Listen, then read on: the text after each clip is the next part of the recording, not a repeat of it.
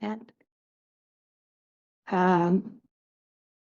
Nagy szeretettel üdvözlöm Marla S társunkat a Európából, aki az ünnepek alatt is rendelkezésünkre áll, hogy megosztja velünk a programmal, a 12 lépéssel és a felépüléssel kapcsolatos tapasztalatát, erejét és reményét.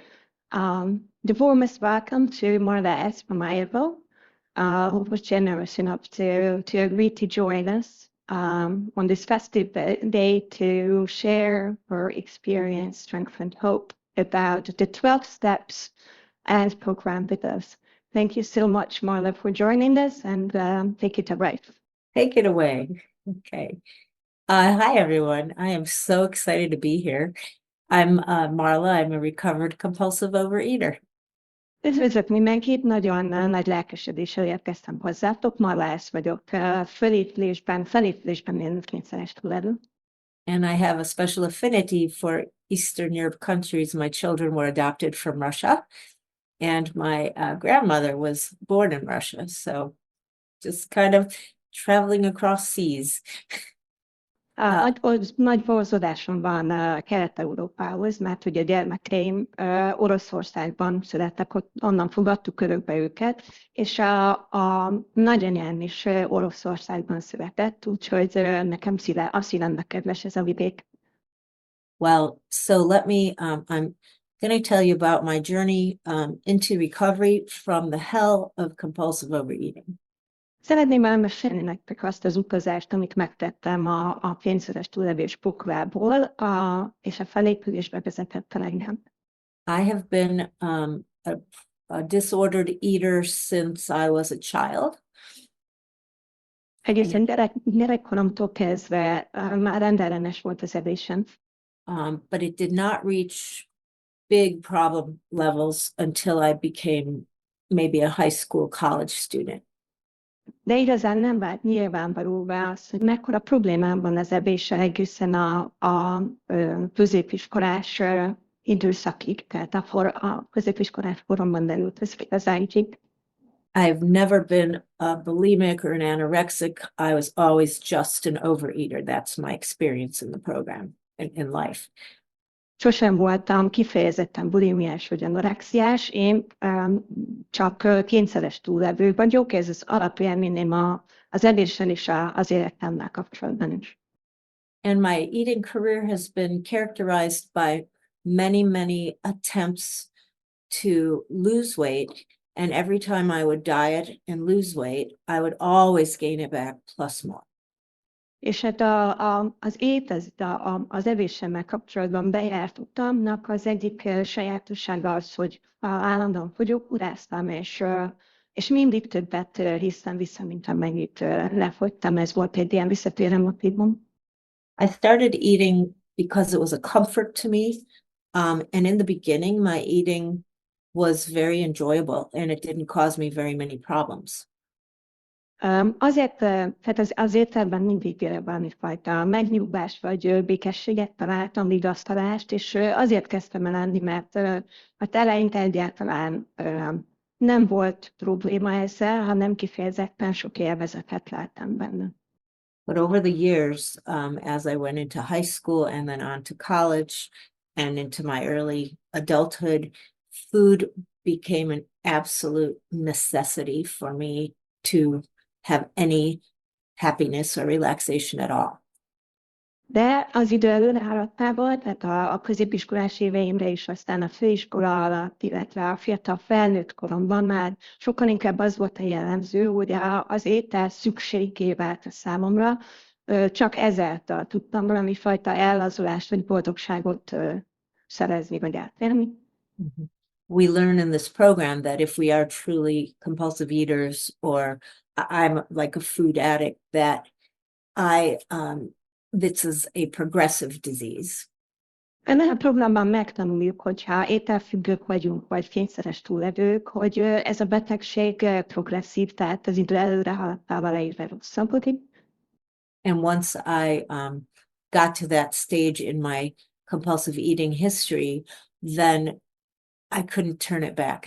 No matter how many times I tried to go back to what I used to be earlier, I could never get the fun back. És aztán eljött egy olyan szakasza ennek a betegségnek, hogy egyáltalán nem tudtam már visszaszerezni ezt a korábbi élvezetes részt, ami korábban jellemző volt, akárhogy is próbálkoztam vele, éred rosszat elment. So let me just kind of tell you a little bit about my history as far as my body changes. I will show you my pictures in a second. Azt szeretném egy kicsit megmutatni nektek, hogy milyen utak is jártam be, például a testem változásaival kapcsolatban, minden fényképeket is fogok előmutatni.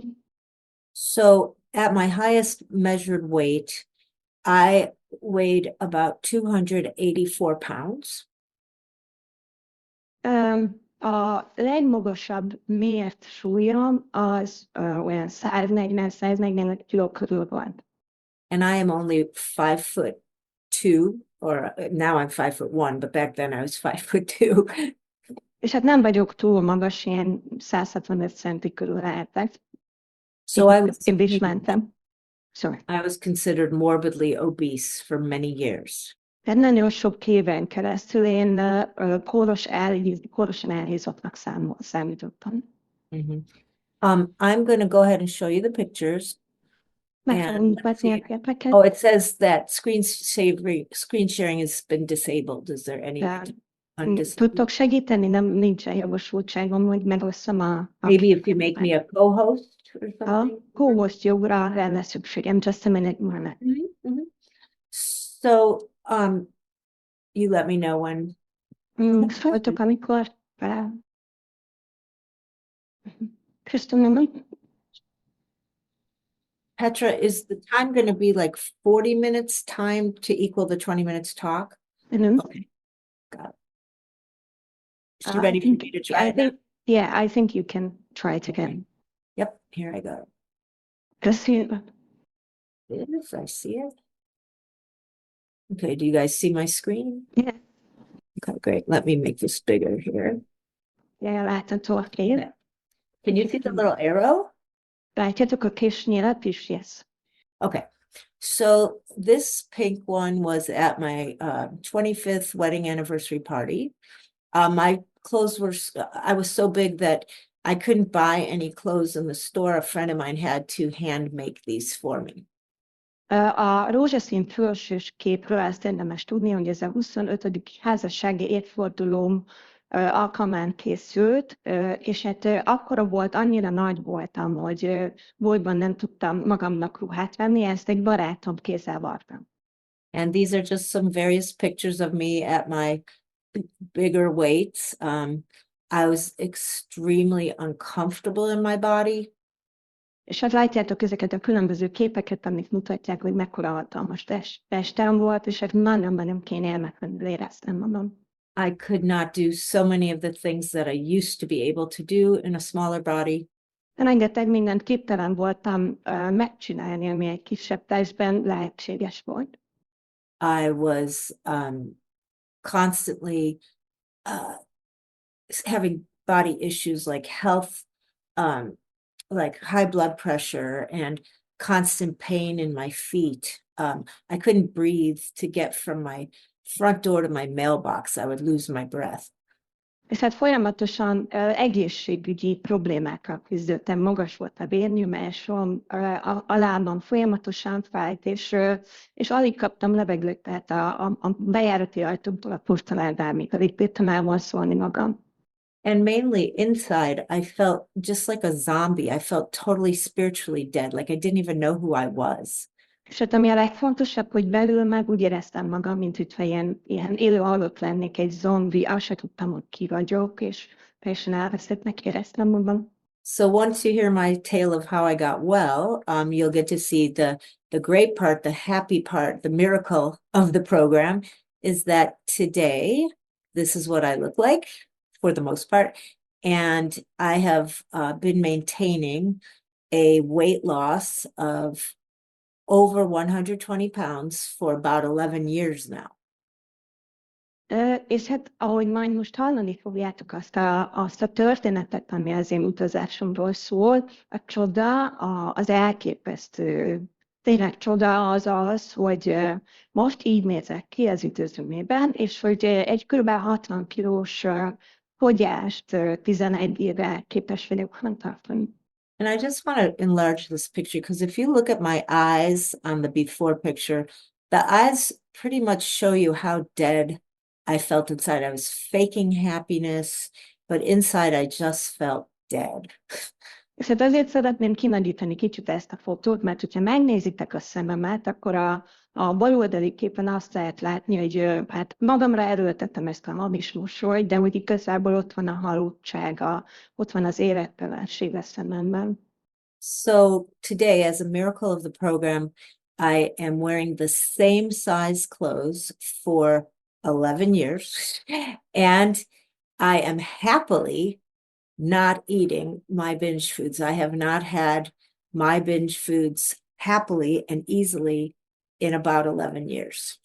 És hát a program csodájának köszönhetően az elmúlt 11 évben meg tudtam őrizni, vagy fönt tudtam tartani az egészséges testsúlyomat, és úgy tudok abstinens lenni, úgy tudom nem felvenni, vagy fogyasztani az allergiát okozó ételeimet, hogy közben boldog és elégedett vagyok. And that's a miracle for me because before, when I was in my height of my overeating life, I could not keep the same size clothing or the same weight for more than 11 minutes, basically. És hát ez azért is csoda számomra, hogy mindez boldogan és könnyen megy nekem, mert hogy korábban, amikor leginkább tombolt a kényszeres túlélésem, akkor 11 percig sem voltam képes megtartani ugye egy adott testsúlyt. So the biggest thing that I learned about this problem for me is that I was doing things with food against my own will. I was doing things I did not want to be doing with food. És hát itt a programban az egyik legfontosabb dolog, amit megtanultam az én problémámról, az, hogy olyasmiket műveltem az étellel, meg az evéssel, amit én egyáltalán nem akartam megtenni, semmilyen ráhatásom nem volt erre. By the time that I had gotten into that morbid obesity period, I was binging on huge quantities of junk food and basically living with, I call it like a steady IV, you know, those hospital IVs dripping into, I had to have food all the time and in huge amounts. Hát a legdurvább időszakban olyan falásúaim voltak, hogy egyfolytában zabáltam a mindenféle gyorsítani kaját és szemetet, és hát úgy tudom ráírni ezt az állapotot, hogy mint hogyha intravénásan rálettem volna az allergiát kiváltó ételeimre. 2 velem voltam egy percre is a bajn. I couldn't make myself stop thinking about food. I couldn't make myself stop wanting the food. Whether I was eating it or not eating it, my brain was always thinking about food. Képtelen voltam bármi másra gondolni az ételen kívül, akár ettem, akár éppen próbáltam megállni, hogy zabáljak. Az agyam az egyfolytában zakatolt, és semmi más nem volt benne, csak a kaja. And I couldn't make myself do the things with food that I wanted to do. So I had lost all power and control and any choice in the matter almost.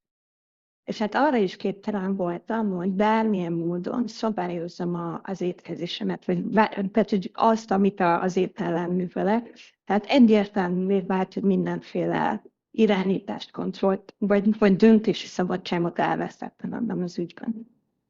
But the problem with this disease is when it started younger, I thought that I had control.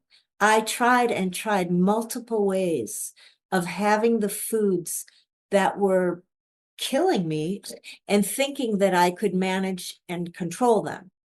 És hát ezzel a betegséggel kapcsolatban a legnagyobb baj az, hogy korábban, fiatalabban, amikor elindult, vagy elkezdett így általánosodni a betegségem, akkor azt gondoltam, hogy igenis nálam van a kontroll, és tudom szabályozni ezt a helyzetet, miközben egyáltalán nem voltam képes rá, és azokat az ételeket ettem, amik voltak éppen megölnek engem. So in the big book, and you don't have to worry about posting the page, Dory, but in the big book, it talks about what describes us as an overeater.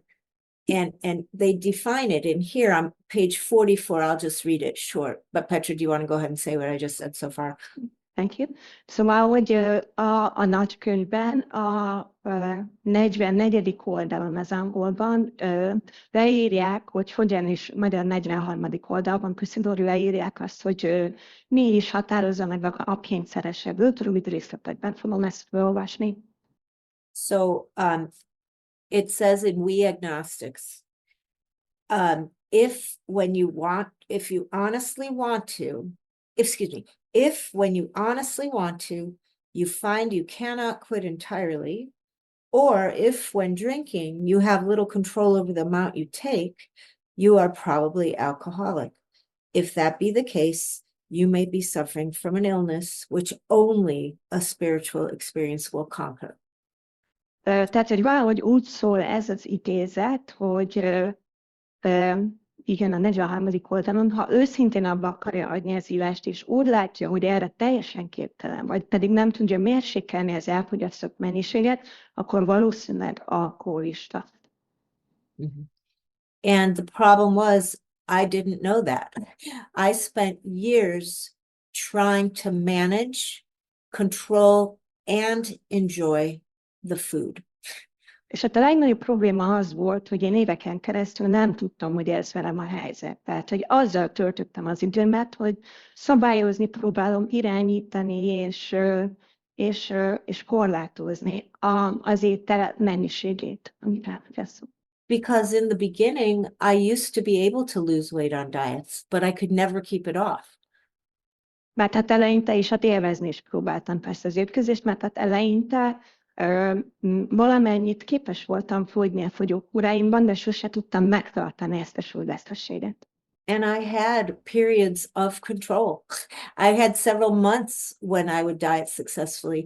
The problem was I could never stay stopped. I could put the food down for a period of time, but I could never keep it down. Hát a probléma az volt, hogy voltak olyan időszakok, néhány hónap, amikor tudtam kontrollálni az elfogyasztott ételmennyiségét, de a legnagyobb probléma az volt, hogy nem tudtam úgy maradni, nem tudtam hosszú távon abba hagyni a túlevést. And I tried many, many ways to keep eating my binge trigger foods, but to eat them in a controlled, moderate way. Rengeteg módszert és utat kipróbáltam arra, hogy továbbra is fogyasszam az allergiák kiváltó ételeimet, de ezt mérsékelt mennyiségben és szabályozottan tegyem meg. Here are some of the things I tried. I tried dieting, therapy, weight loss programs. Wait, Petra. Hadd mondjam el, hogy mi mindent próbáltam ki. Diétáztam, terápiába mentem, mindenféle ilyen fogyókúrás programokba szálltam be. Exercise trainers, hypnosis, writing. Személyi edzésre is jártam, hipnózisba is elmentem, írtam. And I went to 3 eating disorder treatment centers. And one of them was a 6-week inpatient overnight stay for 6 weeks, and it didn't work. És 3-szor is próbálkoztam valami fajta kórházi kezeléssel, az egyik az egy 6 hetes bentrakásos program volt, egyik sem működött. What they kept telling me is that you should never stop eating any food entirely. They kept saying, Marla, you can have your chocolate, have your brownies, have your cookies, but eat them in moderation. Egy dolog, tehát mindegyik módszer azt váltogatta, hogy nem kell, hogy letegyek semmilyen ételt. Tehát azt mondták nekem, hogy Marla, nyugodtan eheted a csokidat, a sütidet, a kekszecskéidet. Az a lényeg, hogy ne sokat tegyél belőle. Yeah, the size of the brownie they wanted to have me eat would be like this size brownie once a week. Tehát, hogy például azzal az ötlettel jöttek nekem, hogy egy ekkora kis brownie tegyek hetente. Or half a scoop of ice cream that was the size of this, you know. Vagy például egy fél gombóc fagyit, ami hát alig látszik. And so I kept trying to do that. And the problem was, what I've learned is my body is different than normal eaters' bodies. És hát én megpróbálkoztam mindezzel, és persze nem működött, és azt kellett megtanulnom, hogy az én testem másképp működik, mint az átlagember teste, vagy a normális edők. Just like, sorry, Joe, just like the alcoholic cannot handle any alcohol in their system because they have what they call an allergy of the body. I cannot handle certain foods in my system at all. Ugyanúgy, ahogy az alkoholistáknak a szervezete képtelen feldolgozni, vagy megvirkózni egy cseppnyi alkohollal is, ezt nevezzük a fizikai allergiának. Ugyanez igaz rám is, hogy bizonyos ételeket egyszerűen nem tudok elfogyasztani, anélkül, hogy ezt az allergiás reakciót adnám be. And I'd like to refer you to the book again, Dory. I don't know if you had time to find this page, but it's page 30, the first page of the more about alcoholism paragraph. És aztán most megyünk vissza a nagykönyvhöz. A 30. oldalon még néhány szó az alkoholizmusról, az első oldalon lesz ez, 29. oldalon magyarban. Mm-hmm. And this part it says, we learned, well, I'll say, our drinking careers have been characterized by countless vain attempts to prove we could drink like other people. Petra, do you want me to read this, or do you just want to read it in Hungarian, or what? Can you please read it more? Sure. That gives me time to find Yeah. Hungarian. The idea that somehow, someday, he will control and enjoy his drinking is the great obsession of every abnormal drinker. The persistence of this illusion is astonishing. Many pursue it into the gates of insanity or death. Here's the most important part for me in this part. We learned that we had to fully concede to our innermost selves that we were alcoholics. This is the first step in recovery. The delusion that I am like other people, or presently maybe, has to be smashed. We alcoholics are men and women who have lost the ability to control our drinking. We know that no real alcoholic ever recovers control. So I'll stop with that part, Petra. Okay. Minden abnormális ivónak függeszméje az, hogy egyszer valahogy majd ő is korlátok közé tudja szorítani, és élvezni fogja az ivást. Elképesztő, milyen makacs ez az ábrán. Sokan az elbe baj vagy a halál küszöbéig kergetik. Megtanultuk, hogy látunk legmélyén teljességgel beismernünk, hogy alkoholisták vagyunk. Ez az első lépés a felépülés felé. El kell vetni ezt a tévhitet, hogy olyanok vagyunk, vagy valaha olyanok lehetünk, mint mások. Mi alkoholisták, olyan férfiak és nők vagyunk, akik elvesztették a képességüket a mértékletes ivásra. Tudjuk, hogy egyetlen valódi alkoholista sem nyeri soha vissza ezt a képességét. Okay, so I'm just going to talk a little bit about that then. The alcoholics have what they call an allergy of their body. When they put any alcohol in their body at all, for them, it's like putting a gun in their mouth and pulling the trigger. They cannot control what happens when the alcohol goes into their body. They have a little alcohol, just a sip or two, and boom, it triggers the phenomenon of craving. Tehát akkor erről szeretnék egy picit mondani. Az alkoholisták esetében az, hogyha egyetlen cseppnyi alkoholt is elfogyasztanak, az beláthatatlan következményekkel jár a számukra. Körülbelül olyan, mint hogyha egy pisztolyt vennének a szájukba, és meghúznák a ravaszt. Tehát amikor ez történik az alkoholistával, akkor plusz eldördül ez a lövés, és egyáltalán nem tudják szabályozni, hogy mi fog utána történni. Mm-hmm. And I have learned that I am the same way.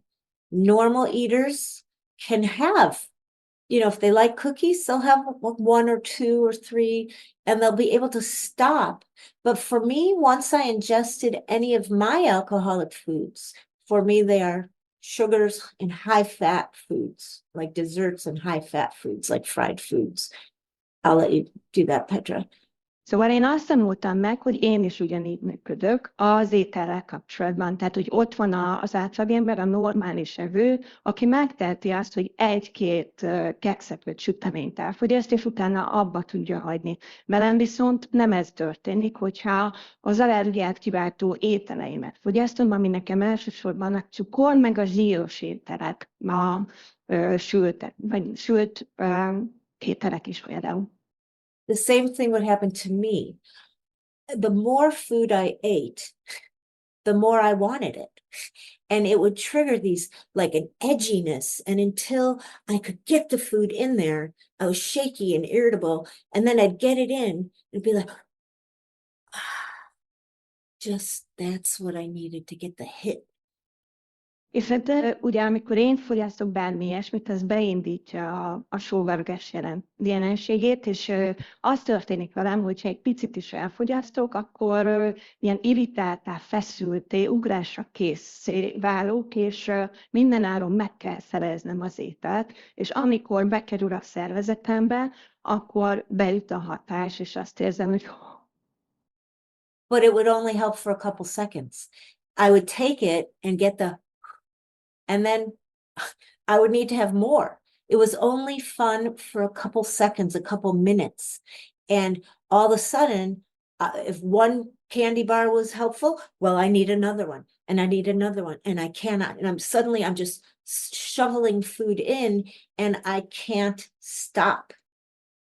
És hát amikor elfogyasztottam az ételt, akkor csak egy nagyon rövid időre, pár másodperc, vagy pár percre érkezik meg ez a kellemes hatás, és az történik, hogyha megettem mondjuk egy szelet csokit, akkor még egy kell, meg még egy kell, meg még egy kell, és ott találom magam, hogy tömnöm magamba ezt az irgalmatlan mennyiségű ételt, és nem üt be a hatás.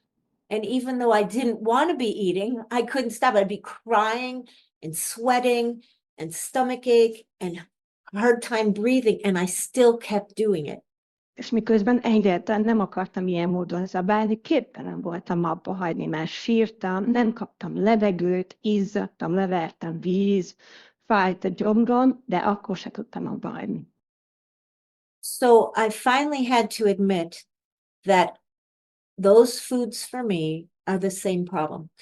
If I put any of it in my mouth at all, I will eat against my will and I will keep going until the bag is empty or the box is gone or until I'm passed out from a sugar coma.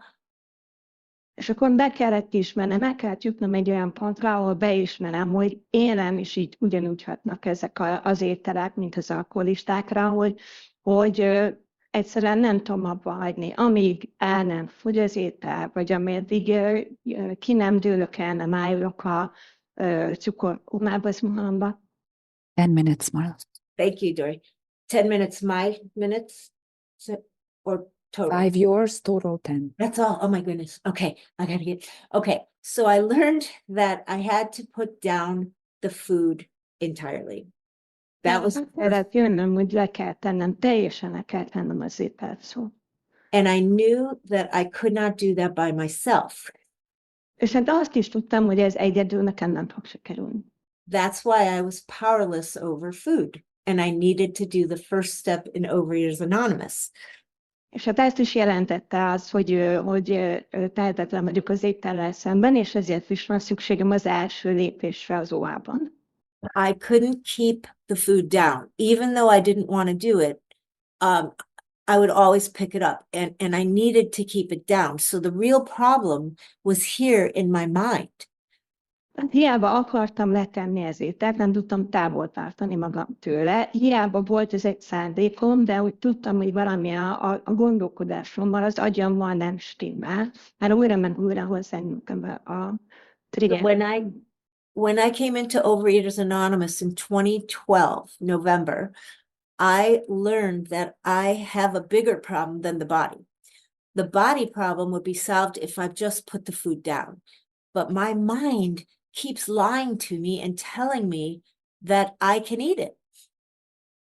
Így aztán, amikor 2012. novemberében megérkeztem az OA-ba, akkor azt tanultam meg, vagy azt tudtam meg, hogy a testi betegségnél egy sokkal nagyobb problémával küzdök. Ugye, ha csak a testemről lett volna szó, ha leteszem az ételt, akkor a probléma megoldva, jól vagyok. De az elmény az mindenféle hazugságokat dob el nekem, és abban ringat el bennem engem.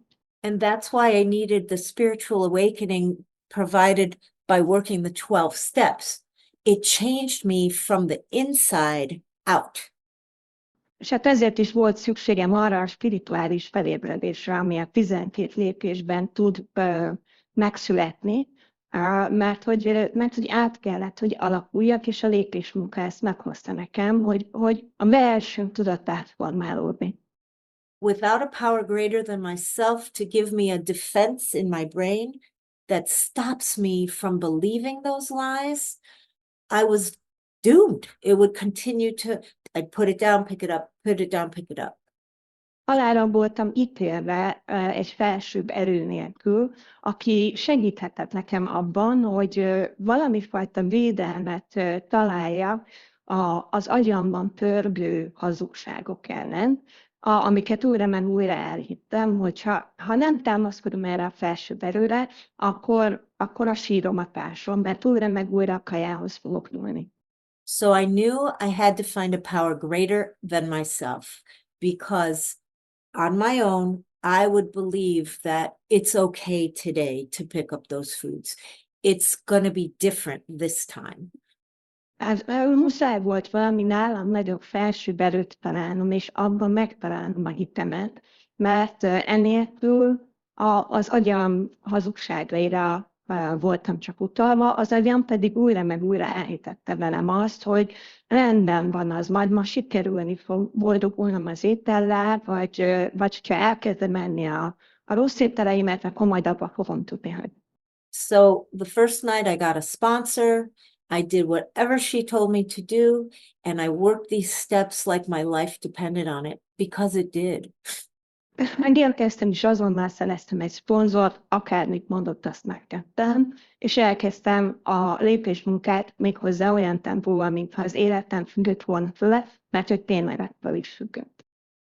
I came through working the steps, I came to a relationship with a higher power of my own conception that has changed my brain.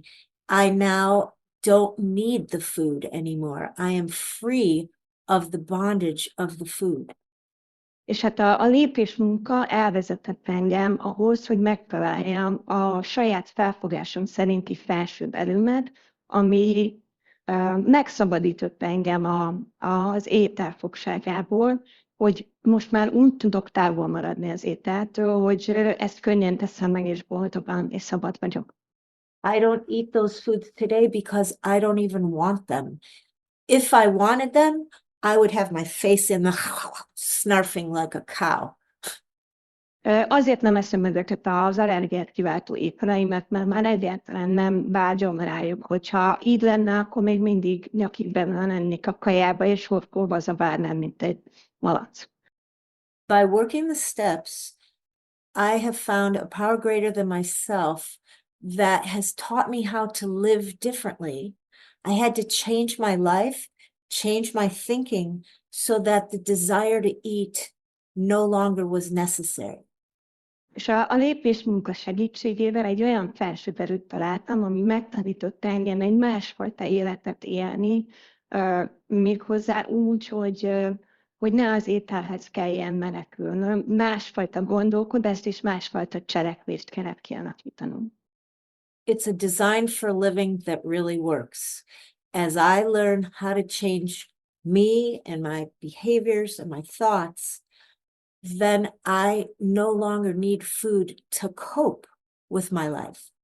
Ez egy olyan új életforma, ami tényleg működik, ahol sikerült átalakítani ebben a folyamatban a gondolkodásmódomat, a viselkedésemet és a cselekvéseimet.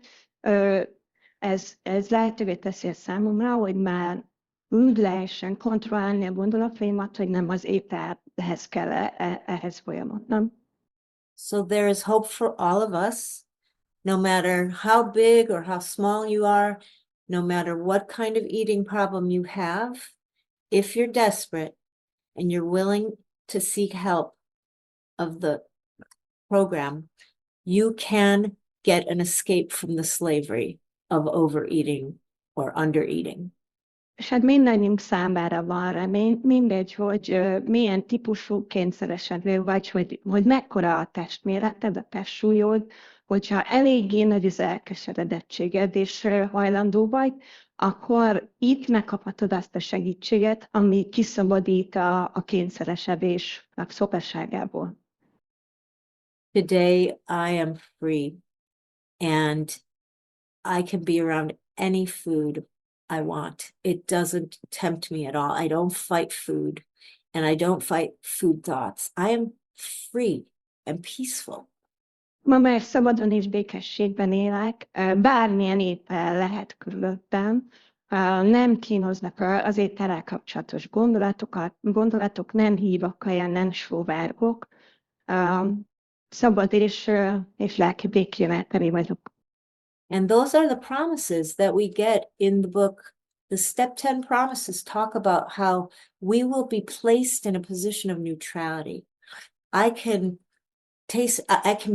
hold those foods, I can bake, I can sit in a room all by myself with tons and tons of desserts and not have any thought of eating them.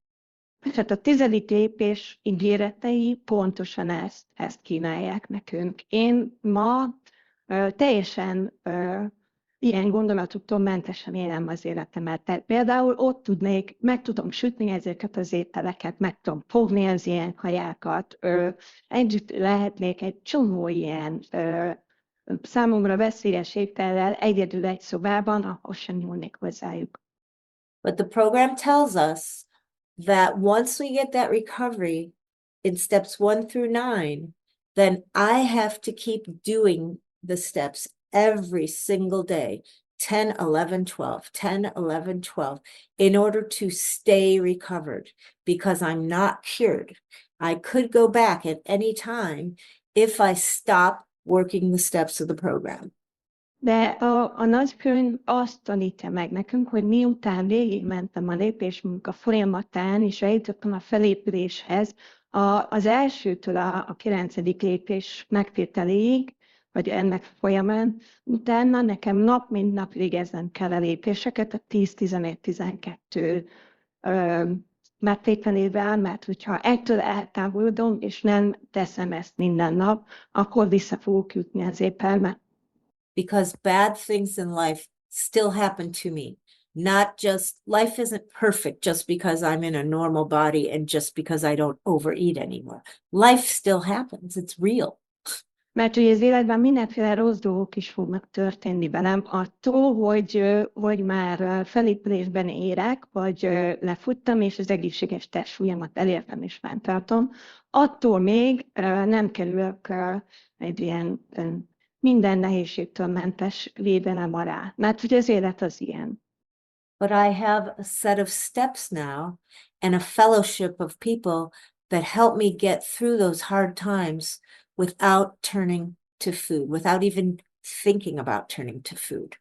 De most már itt vannak a lépések, és itt van egy olyan közösség, egy olyan sorstársakkal teli közösség, ami megtámogat engem az ilyen nehézségek közepette, hogy úgy tudjak végigmenni rajtuk, hogy már nem kell az ételhez nyúlnom és felvennem azt. Dory, where are we at? We're at the end, Marla. We are at the end. You guys, it's really hard to time my presentation without knowing how long it was going to take. So I missed a lot of things I wish I could have said. So maybe someday you'll have me back. Lejárt az időnk, egy csomó mindent nem mondtam el, amit szerettem volna, mert hogy úgy nehéz betájolni, hogy mennyi is ez az idő valójában. Most ideig jutottam, és hátra visszajutott, és akkor még mesélek. The program saved my life and my sanity, and I will pass. a program megmentette az életemet, és helyreállította az elmém épségét, és ezzel most be is fejezem. Thank you so much, Marla, for your lovely share. You're welcome. And I will stop the recording. Köszönjük szépen Marlának a csodálatos bevezetőjét, és megállítom a könyvét.